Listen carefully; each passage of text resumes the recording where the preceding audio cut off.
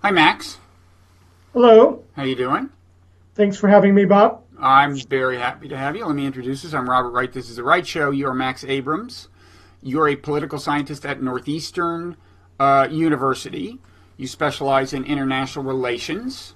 And in particular, you study terrorism, and you have some, I guess, somewhat unconventional ideas about terrorism, which we'll get to, which are germane to the conversation we're going to have. The conversation we're going to have is about Donald Trump, Hillary Clinton, what we can expect from them on the foreign policy front, which one is more likely to lead us into the abyss, and so on. And one reason I'm interested in talking to you is because I don't know exactly what you would say about that, because just following you on Twitter, which I encourage people to do, by the way, it's just at Max Abrams, Abrahms. You have a big Twitter following, and you're pretty active on Twitter. Just following you on Twitter, I get the sense on the one hand you're definitely not a fan of Hillary Clinton's foreign policy, but I haven't seen any signs that you're a big Trump enthusiast either. Is all of that fair to say? Yeah, that's very astute. When I weigh in on the election, I do tend to criticize Hillary Clinton, especially her foreign policies as they relate to counterterrorism. And so a lot of observers think that therefore I must be backing Trump. But the reason why I'm more of a critic for her is because I expect her to win the presidency. I think that she's going to win the election. And furthermore, I think that the media has tended to give her a free pass, whereas anything Donald Trump says gets criticized, often quite legitimately, I should say. So you're quite right. I am a recurrent critic of Hillary Clinton's foreign policy, and this really puts me at odds with the vast majority of media that I follow on Twitter, and so that's probably why I stand out to you. Mm-hmm. And what are your biggest concerns about Hillary Clinton as president? Well, I think that her general approach to the Middle East has been way too hawkish. I think that she's been heavily influenced by the neoconservative tradition, the so-called neocons. She, as your listeners know, supported the Iraq War, but many Americans supported the Iraq War. I don't think it's sufficient for people just to note, oh, Hillary Clinton supported the Iraq War. Donald Trump said, yeah, I guess so. I guess I support the Iraq War on a Howard Stern show in 2002. And so therefore, there's rough parity in their support for regime change. That's a real distortion of history. Hillary Clinton didn't just casually vote for the invasion. She was a key voice in selling Democrats in the United States to go along with George W. Bush. I come from a family of Democrats. And so for me, it probably wouldn't have been enough for George W. Bush to say that we should go into Iraq. Mm-hmm. It was very important when Hillary Clinton lent her, expertise behind that position, which then was supported by people like Colin Powell, the Brookings Institute, and so Hillary Clinton was very, very involved, I would say, in getting the American public to support the Iraq War. By the time we went in there, the majority of Democrats actually supported the decision because of people like Hillary. Furthermore, if your viewers want to get on YouTube and look at Hillary Clinton's speeches pushing the Iraq War, they make you cringe. So Hillary Clinton didn't just say, yeah, I guess so, on a Howard Stern show. She was one of those people who, in a really sort of casual and dangerous way, linked the 9/11 attacks to the invasion of Iraq by saying things like elliptical things like, New Yorkers know the costs of inaction, and so therefore we need to go into Iraq. Now, I know that explicitly on some occasions she did state that, Iraq wasn't directly behind 9/11. But if you look at the language in her speeches, she does try to invoke 9/11 as a justification for the Iraq war. And everybody knows how badly the Iraq war turned out. Now, what I want to say is that when the Iraq war happened in March 2003, there weren't that many empirical examples about what the effects of regime change would be in the Muslim world. And so I like to consider myself an empiricist rather than an ideologue, as probably most social scientists do. And I will say in her defense that the empirical record for regime change in 2002 was rather bare. And so it was reasonable to believe that maybe things would go better. But my bigger criticism of Hillary Clinton is not that she erred in 2003, but that she's demonstrated very few signs of learning in terms of the future conduct of U.S. foreign policy. So, for example, she would go on to spearhead the decision to remove Gaddafi in Libya. And so she didn't seem to learn from the lesson of Iraq. And then Libya went terribly. One of the reasons... I would say, initially Libya seemed like very different, both because it was billed as a limited intervention to protect civilians, and also, unlike Iraq, it was, I would say, quote, a legal war in the sense that it had Security Council authorization. Those things made it different. But I do gather that once we were in there, according to the New York Times, some fairly recent New York Times reporting, once we were in there, I think I got the sense from this piece I read that she spearheaded the campaign to convince Obama to go further. Is that your understanding? And actually go for regime change? It is my understanding. We know some things from the leaked emails that she was very much forward-thinking, and that when Gaddafi was removed, both privately and publicly, she said things to the effect that she was happy with the outcome. There are emails between her and her inner confidant, Jake Sullivan, basically bragging and saying we need to get more credit for our involvement in this decision. I do agree that clearly Iraq and Libya were not identical. They were there were different variables in play, no question. I think that when Iraq went south very, very early on, say by 2004, it was unmistakably a problem there.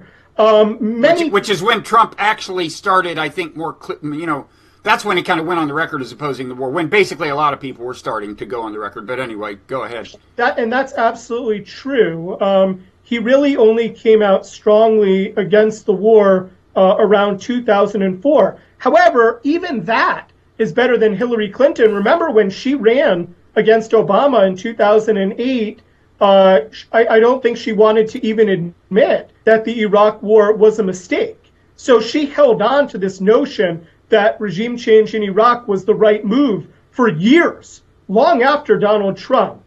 I think that one of the lessons that she internalized incorrectly is that regime change may not work in the Muslim world if it's unilateral. And so when Libya came around, Iraq wasn't fully unilateral, but in a way, Libya was even more. So I think that she thought that with the added multilateralism, regime change in Libya would work better. But the lesson that I would draw, again, as an empiricist with a very, very small sample of two, is that it really doesn't seem to matter all that much whether regime change is unilateral or multilateral. There seems to be an inherent problem with removing the leader in the Muslim. Yeah, well, and it may be anywhere else in the world. It's a complicated business deposing a leader violently without a certain amount of instability ensuing. But at any rate, hasn't worked well in Afghanistan. There's still instability there, and I think, this is a little bit of a tangent, but I think Syria it's often not cited as an example of regime change gone awry, Right. but you could characterize it that way because, I mean, fairly early on, Obama said Assad has to go. That was the stated goal, and certainly the parties that were arming the rebels early on, which was mainly allies of the U.S. more than the U.S., but I think they all had regime change in mind, right? I completely agree. I mean, that's really the third case where it shows the lack of learning. So we have, in order, we have Iraq, we have Libya, and we also have Syria. And the goal of Hillary's policy position in Syria has been to remove Assad. It's just that the instrument for removing him is slightly different than the other cases. She's a big fan and has consistently been a big fan of arming the so-called rebels, not really paying attention to how extreme they are, despite their Salafist tendencies and the fact that they work, hand in hand with Al-Qaeda elements there. She has been a proponent of bolstering the rebels sooner than Obama did and more extensively. And furthermore, she also favors a no-fly zone in Syria. And that essentially is an anti-regime, pro-rebel position, because the main way that the Syrian Arab army takes on the so-called rebels is from the air, which is also supplemented with Russian air power. And so the whole purpose of the no-fly zone is to blunt counter moves by Assad and Putin in order to help out the rebels. So when I criticize Hillary Clinton's Mideast policy, I'm not just making a historical point. It actually matters in terms of future U.S. foreign policy because, again, I believe Hillary Clinton will be the president, and I believe that she's going to apply this failed approach of regime change to the third country of Syria. To Syria. Yeah, now,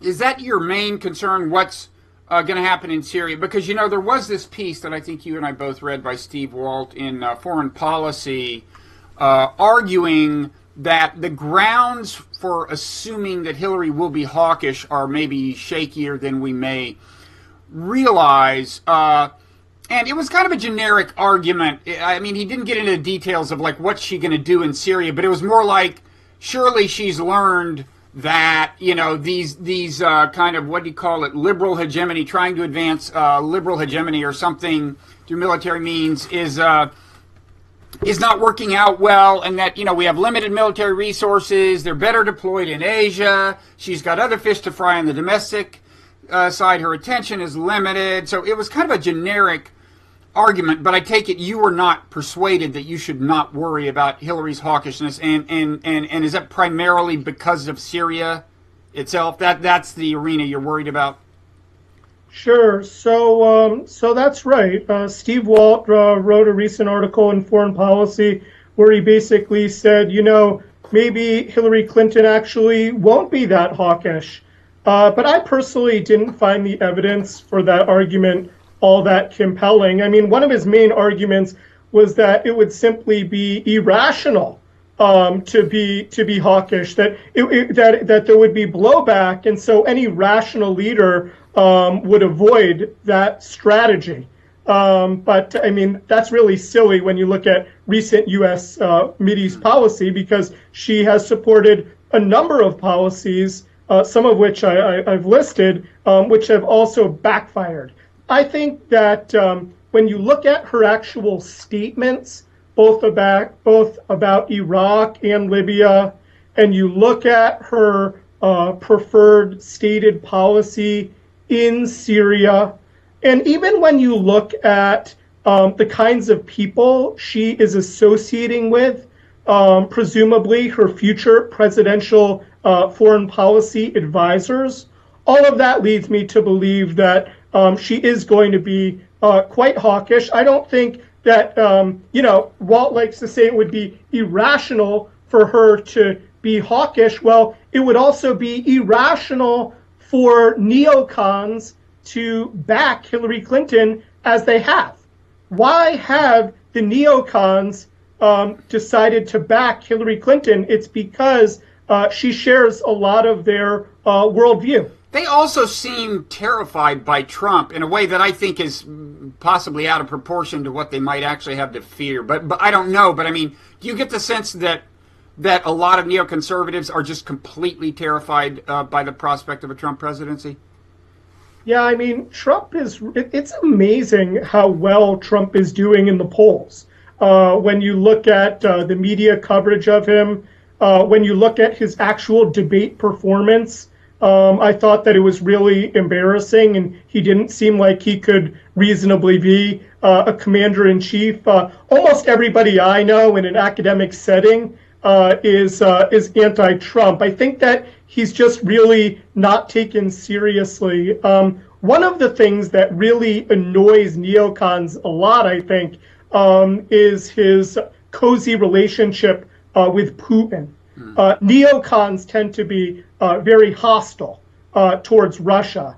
And what Trump is saying is that not only does he have personal respect for the leader of that country, but that in some ways, actually, the U.S. conduct in the world isn't all that different than Russian conduct. Trump explicitly disavows the idea of American exceptionalism. He doesn't think that we're unique. He often points out that the U.S. has engaged in all sorts of very shady behavior, and that Russia essentially is rational and looking out for its own interests. And so therefore the U.S. has an opening to work with Russia if only we respect it and understand its security concerns. And so this line of argument, I think, really drives the neocons nuts. It does seem to do that, and it leads to a question I have about Trump. But let's hold off on that and just kind of finish up on Syria. So specifically, your concern about Hillary is that she will just get us more deeply involved, no-fly zone, more thoroughgoing arming of rebels, and she won't stop until there is actual regime change. Is that your fear? Yeah, I learned from watching the effect of U.S. policies on the Middle East. I was, over time, less and less tolerant of pro-regime change arguments. Again, in Iraq, the empirical record was pretty bare. Then some people thought in Libya, you know what, this is multilateral, not unilateral, so maybe it could work. But when both of those went south, and then I look at what's happened in Syria, and I really think that those who favor regime change, to a large extent, have inadvertently been driving the misery in that country. If it weren't for the United States and the other many backers of the rebels, like Turkey and Qatar and Saudi Arabia, I'm pretty sure that this civil war would have exhausted itself. I think that I'm not sure it would have gotten underway. I mean, don't you think it would have been relatively easy for Assad to, and it would have been brutal and not not a good thing in itself, but don't you think that Assad could have crushed the rebellion? He probably would have killed 10,000 people or something, but if they were not armed from the outside, I don't think it ever would have really become a civil war, right? Yeah, I completely agree with that. I mean, political scientists have found that having external weapons coming in to insurgents is very, very helpful to them. We know this to be statistically true. It also extends the life of a civil war.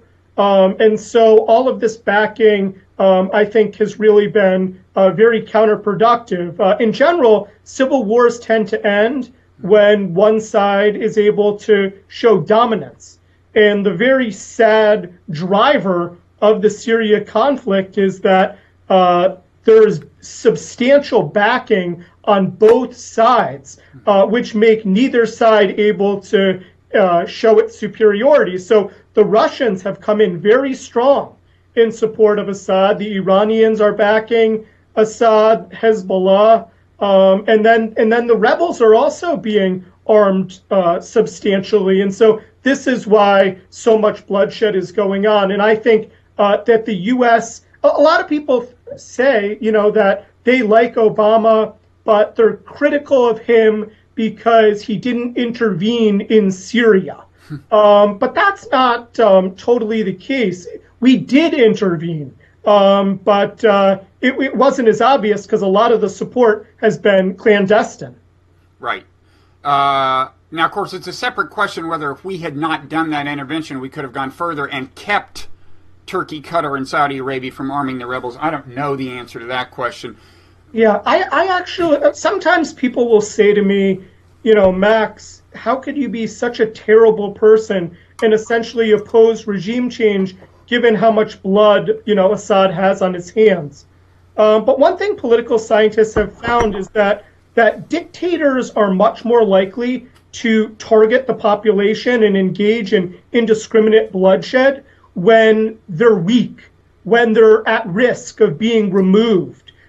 This is probably the number one predictor. And so I actually think that if the U.S. had sided with Assad, we may have had more leverage for him to stop doing some of the terrible things that he's done, like use barrel bombs, over markets.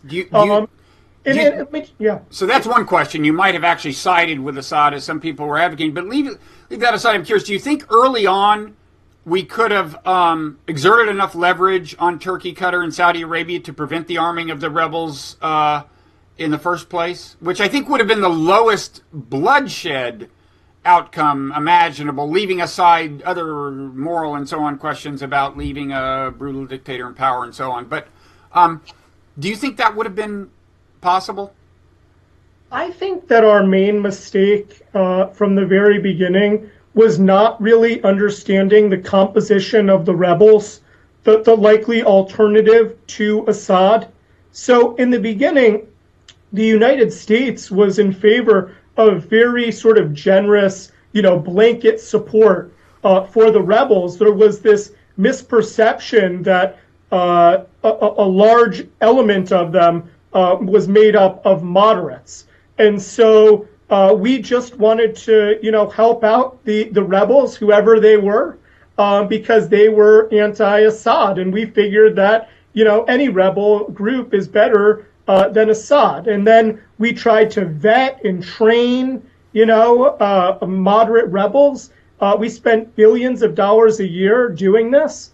And the reality is that we just have not been able to identify these so-called moderate rebels. Mm-hmm. The reality is that the rebels have been quite extreme. Now, maybe they've gotten more extreme over time, but at no point did I ever see a real opening for us to team up with a group that was A, moderate, and B, sufficiently strong to really take on Assad and be an alternative also to Islamic State. So that was our main problem. But I do think that over time, Obama has shown signs of learning. He has backed away from the idea of regime change. He's much less in favor of working with the rebels, and he's much more amenable to teaming up with Russia and to basically targeting together not just Islamic State, but also the Nusra, the Al-Qaeda affiliate there. And so to his credit, I actually think that Obama has become what many political scientists might call realist. I think he's become more realist, and I think that he's become less in favor of this, even less in favor of this neoconservative project. He was quick to recognize that Libya was a failure, and there's a lot less emphasis on how Assad should step aside. Mm-hmm. So final Syria question, I guess I'm obliged to ask, well, what would you do? I mean, it sounds like you would opt for benign neglect, just don't get more deeply involved. But there the obvious question is, well, haven't things gotten so far along in Syria that if you just step away, we'll have bloodshed and chaos for a long time to come? Isn't there something you could do to wind it down? I guess I'm just saying, what's your plan if you're worried that Hillary's presumed increased intervention would lead to a bad outcome. What's your plan? Well, I think that it might be useful to for us to be explicit about whose interests we're, looking out for. I think that to be a Syrian in the distant future is going to be, a very unhappy time. I think that country will continue to be a real mess, no matter what the United States does. Islamic State is sort of wrapping up. It's actually being attrited at a pretty quick rate in both Iraq and in Syria. But even after Islamic State, Syria is going to be teeming with Salafist rebels, or what in the West we would call terrorists. So while Islamic State is sort of going down, the Al-Qaeda elements are actually going up. And so I don't think that there is a good thing that the United States can do to sort of pacify that country in the interests of Syrians. I mean, maybe we could open up some corridors to allow some civilians into safer areas. But when I give a policy position, I tend to give it in the interest not just of international norms, but I do favor U.S. national security, to be explicit in terms of where I'm coming from. And so from the very beginning, I've been in favor of not supporting the kinds of people who want to do the U.S. Islamic State is trying to bomb any country in the world right now, including the United States. It talks about, hanging the black flag on the White House. The Assad regime, although really despicable to Syrians, never issued threats like that to the United States. And so, this may be very simplistic, but I don't think that we should work with those who explicitly try to harm us, not just Islamic State, but also the Al-Qaeda elements there. And so this may mean us teaming up with some very illiberal characters, from Assad to Putin. But in the interests of U.S. national security, I think that we'd be better off, although I'm not saying necessarily that the Syrian population would be better off. Mm-hmm. Okay. Final Hillary question before we turn to Trump. You said you're alarmed by some of the people who seem likely candidates for top advisor positions in her administration. Who are the people who worry you most? Well, I'm not really sure, but I have seen. I do think that Obama. I'll speak more generally to that question. I think that Obama has been effective in containing what's now being called the blob, which is basically, foreign policy elite experts, generally based in Washington, who work at think tanks, which in many cases are ideologically indistinguishable from each other. And I think that, Obama sometimes has gotten criticized for seeming aloof. But that aloofness actually was useful, I think, in terms of foreign policy. I think that Hillary Clinton is going to have much more interaction with the blob. I think that she'll be more influenced by it. I could name specific think tanks, for example, the Atlantic Council, the Brookings Institute. I think that she's going to draw heavily from these sorts of think tanks, and that. I guess the idea of calling it the blob, it sounds like it includes neoconservatives and also liberal interventionists, and the idea of calling it the blob is there's actually not as much difference between those two in terms of the practical policies they wind up leading to, as you might think. And Brookings would be thought of as liberal, but in fact liberal interventionists, and was pretty much unanimously in support of the Iraq War, the people at Brookings. And I guess that I haven't paid as much attention to the Atlantic Council, but I assume that's true. For that matter, what's this? Where is Michelle Flournoy? What's the name? She's the likely Secretary of Defense under Hillary. What's the name of the think tank she started?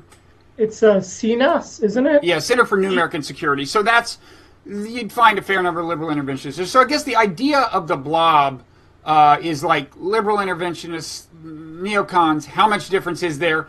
Together, they do seem to dominate the conversation in Washington, so far as I can tell. Now, that leads very naturally to Trump, because the one foreign policy school that is not represented in the blob is so-called realism, which you alluded to. Now, when you describe Trump's view of Russia, which is, hey, if you look at look at them as self-interested actors. They're not behaving that crazily. They demand a sphere of influence, just as we do. Hey, Putin's no prince in terms of how he treats his people, but that's not our problem. We're interested in American interests, which call for a certain amount of global stability. So you don't want to start wars with great powers, and on and on. That kind of thinking is characteristic of realism, I would say. It involves, first of all, this ability to this emphasis on putting yourself in the shoes of the other actors and not getting moralistic in your judgments of them, right? And emphasizing stability, not concerning yourself with human rights conditions within the countries and so on. Not necessarily because you're like indifferent to that, but because you think focusing on that tends to lead to worse things for humanity as a whole, or at least can. So that is. You've described Trump as a kind of realist. I get the sense, I don't know, but from some of the things you've said, that you might call yourself a realist, or at least that part of you is, there's some realist in you. And so the question would be, why aren't you on the Trump bandwagon? Well, that was a great dissection of realism. I agree with everything that you said there. One way that I'm not a realist is my focus is counterterrorism. And traditionally, realists have reduced the world essentially into interstate conflict, conflicts between countries. All realists, pure realists, tend to diminish, really, the terrorism threat. They do not think that terrorism is a very real threat. They tend to compare the terrorism threat to, say, the U.S. position during the Cold War. And they would say, look, the main thing we need to do is not overreact. The terrorists, they want to provoke us, and only if we're provoked could we bleed ourselves dry, playing into the hands of the terrorists. And so we need to be much more careful in delineating true threats to the United States. Where I disagree, I'm sympathetic to realists because I understand budgets. I understand that we can't be everywhere. I understand the idea of grand strategy, which realists really emphasize, which is that we need to, be clear about what's truly important, because otherwise we're going to become overextended. I also oppose the kind of thinking of Hillary Clinton that ideology should be a driving factor in terms of U.S. foreign policy, and specifically that we should aggressively try to promote democracy all over the world. So in that sense, I am realist. But, from the very beginning of Islamic State's emergence a few years ago, there was a real debate over how big of a threat Islamic State poses. It was widely understood that Islamic State certainly poses a local threat in Iraq and in Syria, but the question was, are Americans really threatened? And so realists came out and they said, no, we're not. This is a group that is really mostly interested in the establishment of the caliphate. Whereas I've been on record very early saying, not so fast. Look at the composition of Islamic State's membership. From the very beginning, it was always really, really international. And that suggested to me that this group had international designs. And that many of they would want the caliphate to go global ultimately, right? Right, but the argument of most realists was that this was a local threat, that they're particularly interested in a localized caliphate. So I'm different than the realists in the sense that I do call me crazy, but I do think that terrorism is a very real concern. and that oftentimes we do need to use military force to combat this threat. And we should be honest that it is actually a genuine threat. Like the Realists, though, I'm not in favor of deploying boots on the ground. I don't like the idea of waging counterinsurgency remotely. In a way, I guess I agree with Obama. And so I'm not actually a critic of what he's doing, for example, in Syria or Iraq. We are basically trying to pass the buck on the ground by mostly using local forces as our ground forces and really helping them out from the air. And so I think that that's a good approach. Okay. Well, a little story on this. I think part of the thing is, realism was formally kind of articulated back when all the threats to our national security were always in the form of other nation states. It was just like a pre-terroristic age. And, I was at a conference, it must have been 12, 14 years ago at Princeton, and there was a panel discussion involving Henry Kissinger and John Mearsheimer. Right. Both thoroughgoing realists. Yeah. I asked the question kind of from the audience, but wait a second, we're now living in an age where terrorism is a threat, and terrorism can be fomented by the internal conditions in other countries. And so you would think that would give us some reason to pay more attention to the internal conditions of other countries and maybe worry about them than classic realist holds. I mean, I said, what does realism have to say about the modern world if 50 guys can get together, non-state actors, blah, blah, blah. Mearsheimer just kind of said, realism is about nation states, so it cannot accommodate that question. It was an academic answer. It's like, no, we don't have anything to say about that. He didn't seem to feel compelled to then say, here's what I would do. Kissinger was different. He was like, of course realism can deal with anything, but he didn't kind of elaborate. Now, so this is an issue for realism. Now, to get back to... Can I just add to that real quick? Sure. I mean, terrorism just fits very awkwardly within realism, because in realism, the main units of analysis, if you will, must be states. And impacts our perception of danger, it's the capability of the states, because ideology doesn't matter. So other states in the international system are only understanding their threats based on the capability of other states. Terrorism is really the exact opposite structurally when you think about it. Not only is it a non-state actor, but by definition, the terrorists are much, much weaker. And so the idea that very weak non-state actors could really threaten the U.S. homeland just doesn't fit within their intellectual paradigm at all. Okay.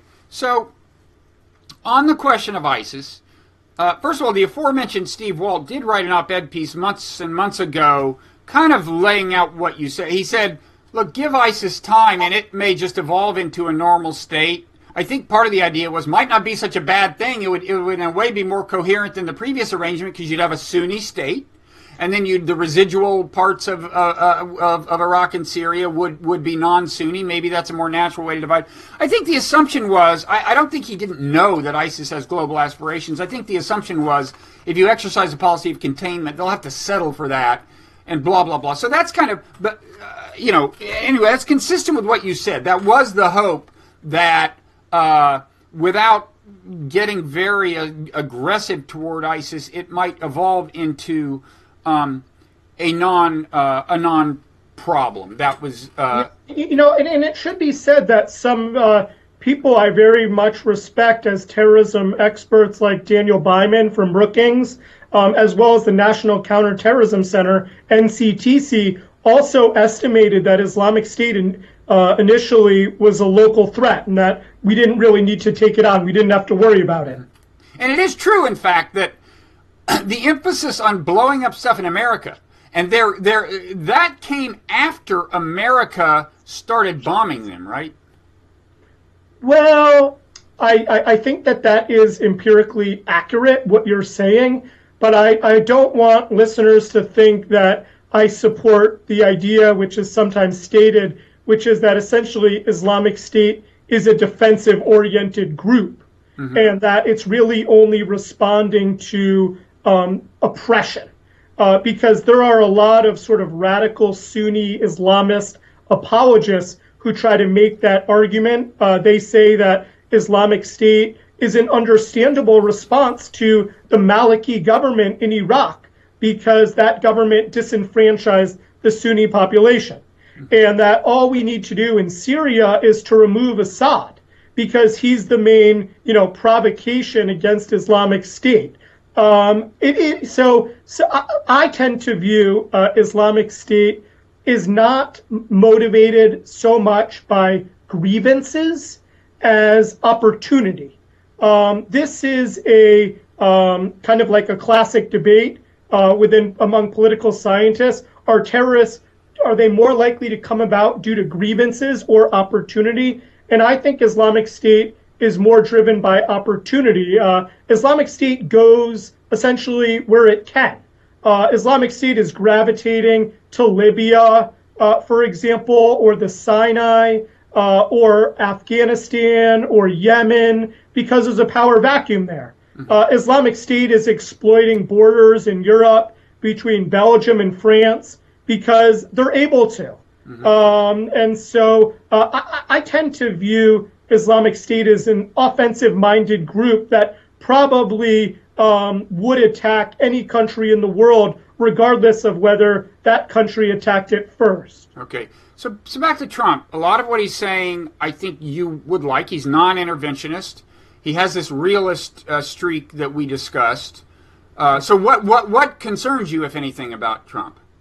Sure. Well, yes, I'm not going to be voting for Trump. I share some of his foreign policy ideas. I don't like the way that he has flirted with the so-called alt-right. I am worried that he has breathed life into radical, white supremacist, patriot group, militia group, whatever you want to call them, elements in the United States. I think that it is alarming that many of these extremists do view Trump as a mouthpiece. I assume that they are rational actors and they have gravitated to him for a reason. I've seen, just even locally, I'm giving this interview from Boston, I've seen, a number of people working for the Southern Poverty Law Center, handing out literature. And the Southern Poverty Law Center is a think tank that monitors this kind of white supremacist, behavior.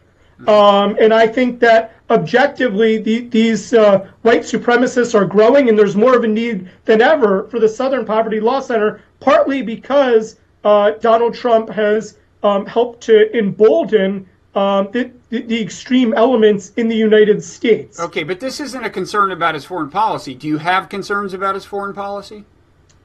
My biggest concerns, you're right, are not with Trump's foreign policy. I think that for that, the reason that I just listed about the alt-right, I think that some of his misogynistic statements against women would make him a very poor role model for Americans. But in terms of foreign policy, I wouldn't give him a total pass there either. I think that NATO does need to be backed, and that he doesn't really know what he's talking about. I think that he really hasn't thought through some things that have really worked well for the United States since the end of the Cold War. We need to do a better job of reassuring our longtime allies that we'll be there for them. He's mentioned things about stealing the oil from the Muslim world.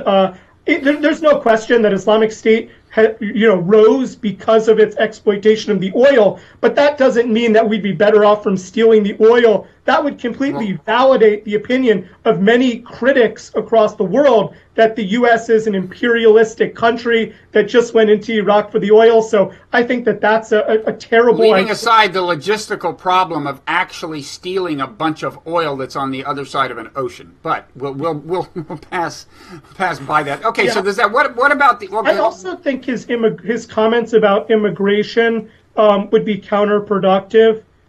So everybody knows that initially he was, after San Bernardino, he came to adopt the view that all Muslims should be banned from coming into the United States. I think that that would be very, very counterproductive. I think that we need to cherish our relationship with the American Muslim community, not just because that's the right thing to do and that's the American thing to do, but also for counterterrorism purposes. I think that once we start discriminating against the Muslim population, we're more likely to generate radicals from that important population. And furthermore, we're much less likely to gain allies who would help us identify those who seem to be undergoing radicalization. So, when Trump talks about national security, he likes to say that border security is national security. And I think that the way that he's mixed up immigration with counterterrorism is too blunt and arguably dangerous. Mm-hmm.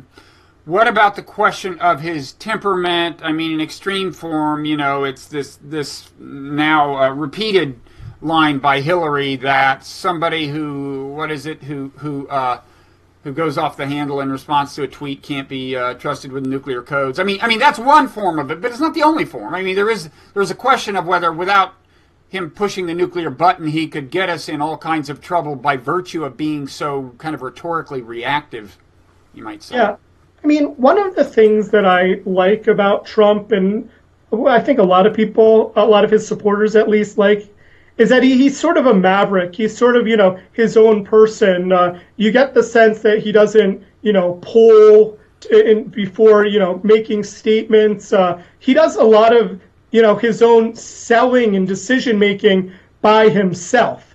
So his tweets, for example, they often, have typos in them. And so, there are pros and cons of this approach. In a way, it could be beneficial, but you could also imagine how that would be very counterproductive in terms of making foreign policy decisions. At one point, he said he knows more about Islamic State, for example, than the generals. Mm-hmm. And so that's I almost feel like maybe Hillary Clinton will confer too much with the foreign policy elite, whereas Donald Trump would probably confer too little. Mm-hmm. Mm-hmm. And do you don't worry about the nuclear issue per se, that he'll actually, we'll have to put an extra layer of security or a wall between him and the nuclear button or something? A nuclear decision is widely understood to be extraordinarily serious.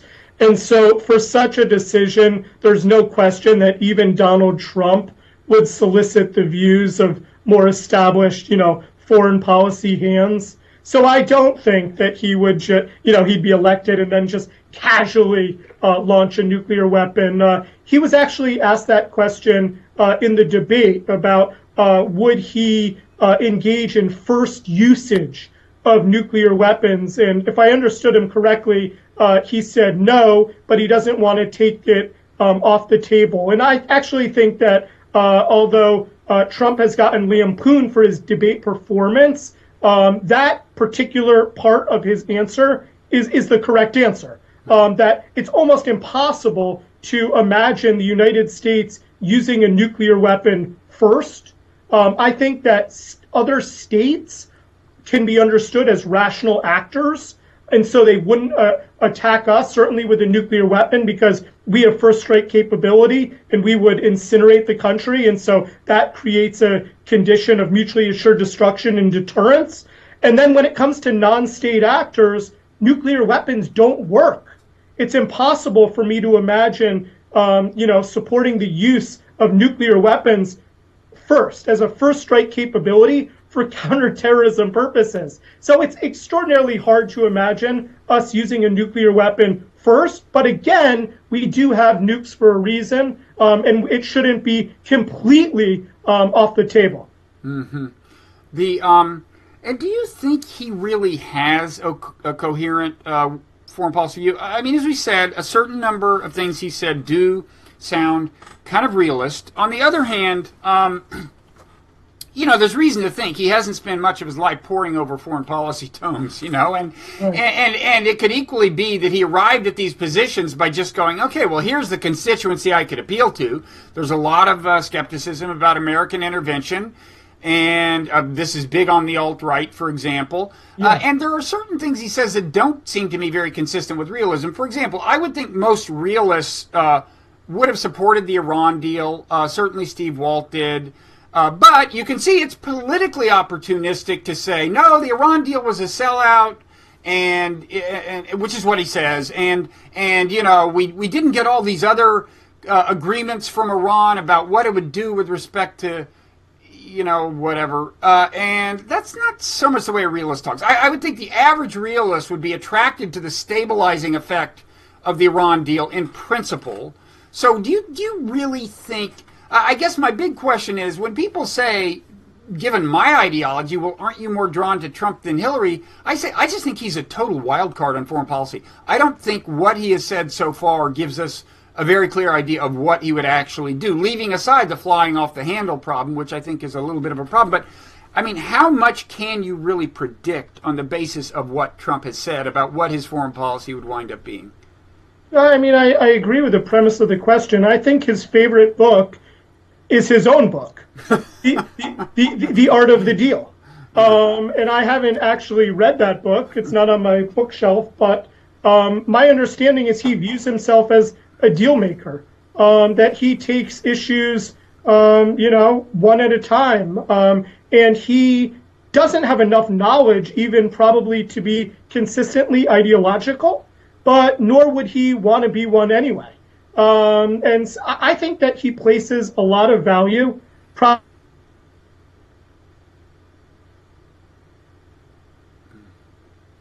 And so I worry that Can you repeat that? Because I think we got Skype cut out on us after you said places a lot of value on something, and that something was lost. I think that Trump places a lot of value, probably too much value, on his personal relationships with the leaders of countries. So he doesn't talk about Russia without talking about, you know, his friend Vladimir Putin. And so I think that there could actually be, you know, there are cross-cutting effects. For example, it's sometimes said that Obama was too aloof, that he really didn't establish good relations, you know, strong, warm, cordial relations with the leaders of countries, even though Obama is quite popular internationally. So I think that it is true that Trump is sort of a mercurial, non-ideological person who would feel out each issue individually, driven to a large part by the strength of his relationship with, you know, whoever it is he's working with. And that could be beneficial, because that could mean that we could resolve things that maybe the foreign policy blob would be opposed to. But it could also get us in some trouble. Mm-hmm. And what about the whole question of, well, I guess in very abstract form, you might say international law, global governance, and so on. I mean, and, you know, in a way, I mean to include the Iran deal in this. You know, I mean, I would say the whole Iran deal was kind of handled with some degree of understanding of the international law involved. There was a non-proliferation treaty. Iran, you know, had signed it. There was all this, and that was in a way an effort to restore make sure the force of the non-proliferation treaty, which is a manifestation of international law, remained there in that part of the world, and it kind of and I think. You know, one thing, and certainly Hillary is no enemy of the United Nations in principle. You might not like the way she might try to use it, but, you know, she's a multilateral. She has some respect for international law as a former Secretary of State and by disposition and for the UN. And Trump, he doesn't, I don't know if he's ever uttered the word international law, but it's certainly true that the alt-right has a real, I mean, they're old-fashioned like Lindberghian isolationists, right? They're not just non-interventionists. And so do you have, I don't know what your ideology is, but I assume you would think that there is some use for instruments of international law and the UN. Do you have concerns on this front?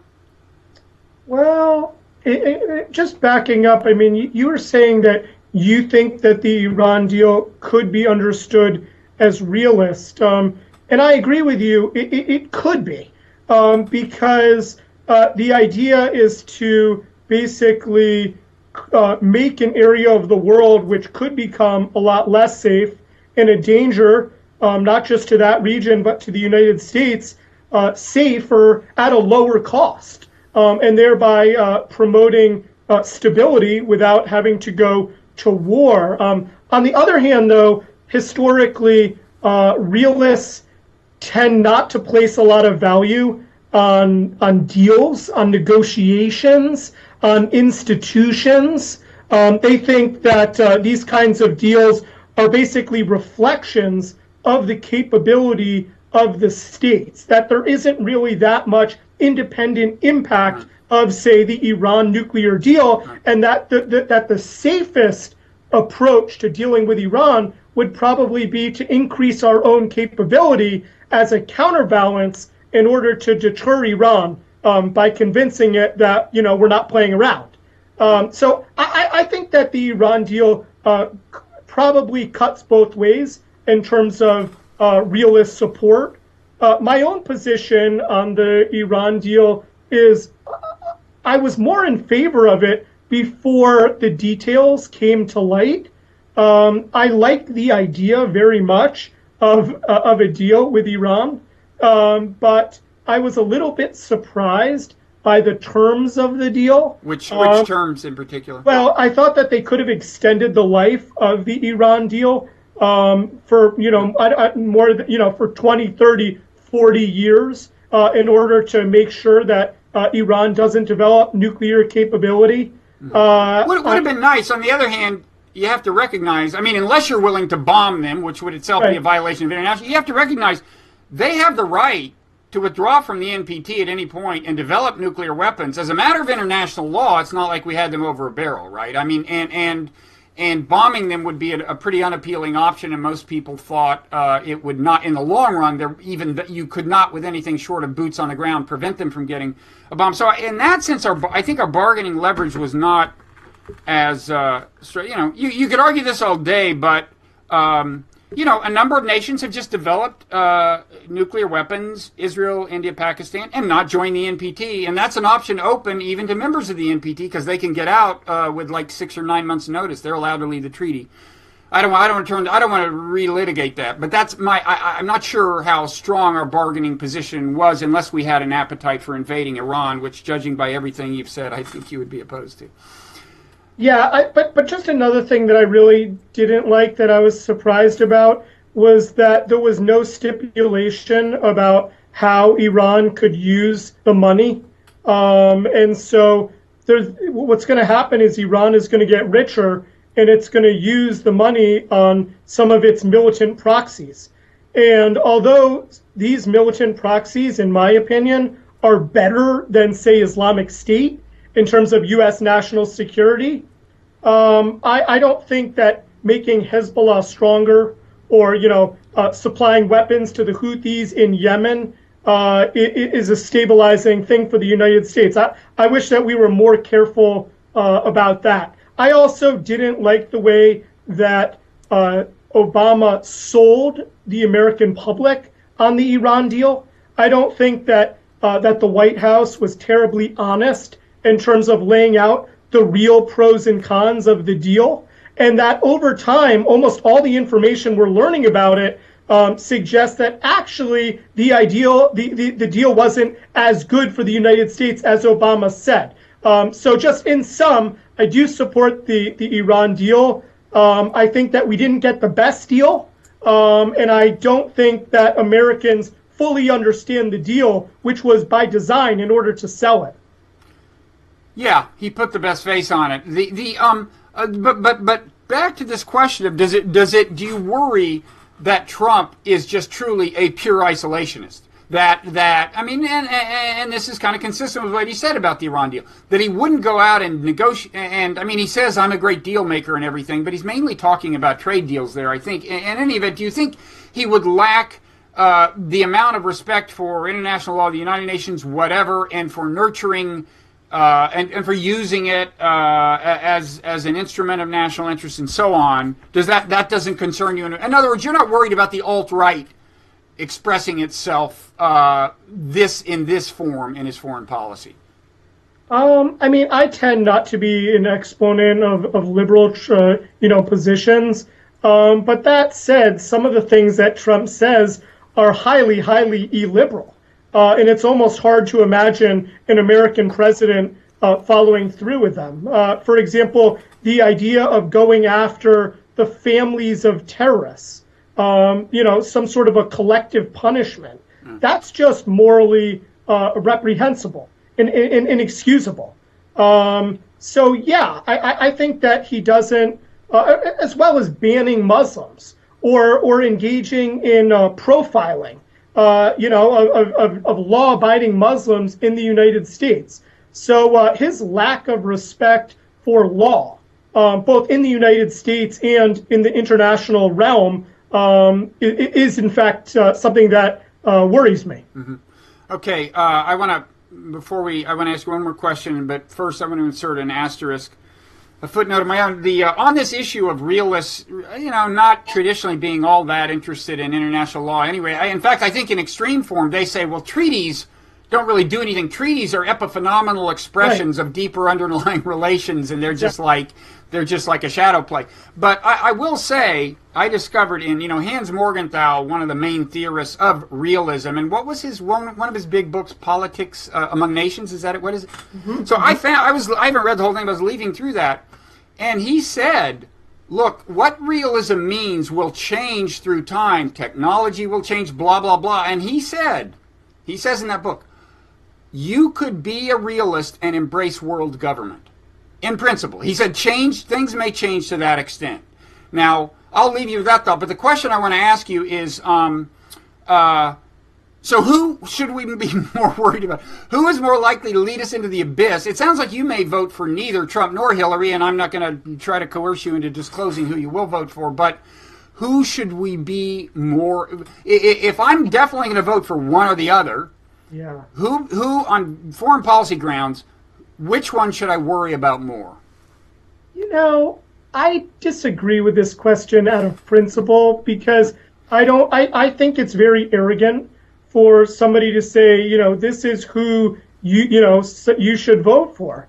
I think that Americans should be paying close attention and realize that we have two very flawed candidates. I think that one of the things that has really chafed me about this election has been these so-called public letters where, hundreds of foreign policy elite thinkers made up of admirals and generals and to a lesser extent, professors. And they all tend to sign the bottom of some very superficial letter that doesn't lay out any real policies and that has zero intellectual heft to it whatsoever. And they sign it and say, we all collectively are backing Hillary Clinton. And this has actually been used as a way of stifling individual thought. I think that many lay people just defer to this, mass of, established foreign policy thinkers and say, look, clearly Donald Trump is a poorer candidate. So I don't like I think that people should make this decision on their own and just take it. The one thing that I do hope they listen to me about is that really in the foreign policy realm, both candidates are highly flawed, but for different reasons. And that whereas it is true that Hillary Clinton has a ton of foreign policy experience, there's a reason why she tends not to tout individual accomplishments. She has surprisingly few foreign policy accomplishments, given the fact that she was Secretary of State. And indeed, I don't think that she single-handedly has, imperiled the United States. But the policy positions that she has lent her backing to have, in the aggregate, been counterproductive, certainly in terms of what I consider the most immediate threat to the United States, which is the terrorism threat. And finally, I'll point out that my understanding is that experience is not necessarily a great predictor of future foreign policy achievement. the George W. Bush administration was very, very experienced. It was made up of Donald Rumsfeld, Colin Powell, Condoleezza Rice, Dick Cheney, and that really led us down a hole. By contrast, a lot of people, made fun of Truman, and in retrospect, his foreign policy has come to be seen as quite, prescient and one to follow. So that's what I'll say about that. Okay, that I would say that on balance had a vaguely, I wouldn't say pro-Trump, but you're ending on a less anti-Trump than anti-Hillary note. But I'll let you leave it wherever you want to leave it. So thank you so much for taking the time, Max. And again, I encourage people to look at your work. We didn't have time to get into your interesting ideas about terrorism. Yes. Maybe we'll have that conversation another day. Meanwhile, people can follow you on Twitter at Max Abrams, MaxAbrahms. So thanks for taking the time. Thank you. I really enjoyed it. Me too. Bye-bye.